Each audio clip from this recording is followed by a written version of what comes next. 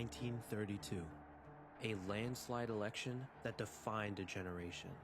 As American people experienced the crushing weight of the Great Depression, they flooded the polls, choices heavily shaped by promises of economic relief and recovery. The promise of FDR's New Deal resulted in a resounding win of 472 electoral votes to 59. This is the essence of democracy, the people's collective will steering a nation into the future. The work of 7 months old.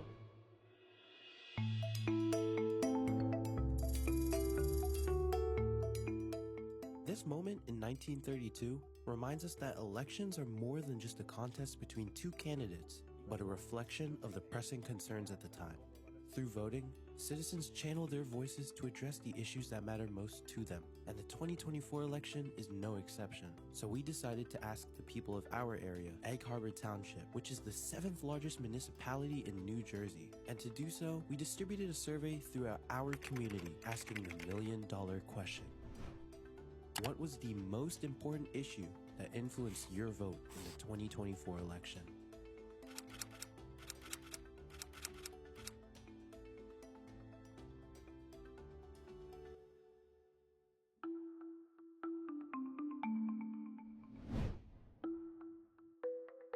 It didn't take long before responses came in.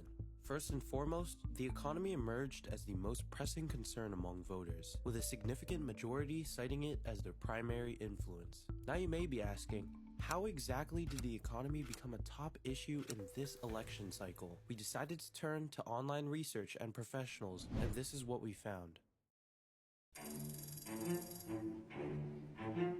It's the economy, stupid. It's the economy, stupid. It's the economy, stupid. It's the economy, stupid. It's the economy, stupid.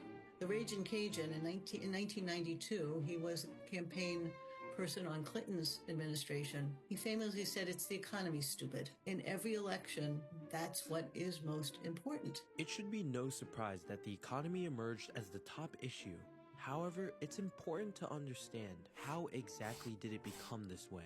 There are a multitude of reasons, but out of all of them, we boiled it down to a list of just a few topics that have become hotly debated within the US. This list is in no particular order, starting from the bottom. Tariffs. To put simply, a tariff is just a tax on imported goods. Now, the thing that causes it to really become an issue for Americans is the side effects that come with it. The main one being the inflation of consumer goods. And typically with tariffs, more people are hurt than are helped. And there is always the possibility of reprisal, that the country whose products have a tariff on them, they're going to turn around and impose tariffs on goods coming from the other country. On to the second item of this list, government spending. Many Americans have expressed dissatisfaction with how much the government spends on programs, initiatives, agencies, and foreign assistance to other countries. According to a poll conducted by the NORC, out of a nationwide sample of 1,081 adults over 18, 60% believe that the US government is spending too much money. The American people are tired of Congress not doing the hard work that is necessary to bring spending under control and stop the national debt from growing. As members of Congress, we have an obligation to bring spending under control. Last but certainly not least, the cost of living crisis is a thing that every American has felt across the board in some way or another. Americans spend more on housing than any other household expense, representing 33% of families' budget. Prices rising has played even more of an effect is wages haven't kept up with it. So, regular Americans are looking at their paycheck looking the same from 4 years ago. Everything's gotten more expensive.